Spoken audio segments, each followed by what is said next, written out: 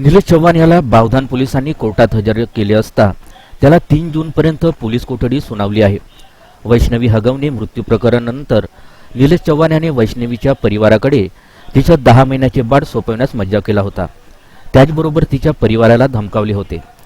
त्यानंतर पोलिसात तक्रार दाखल झाल्यानंतर निलेश चव्हाण हा पुण्यातून पसार झाला होता। 10 दिवसांहून अधिक काळ हा पोलिसांपासून लपत होता। शुक्रवारी दुपारी अखेर पिंपरी चिंचवडच्या पोलिसांकडून त्याला नेपाळ बॉर्डरवर ताब्यात घेण्यात आले।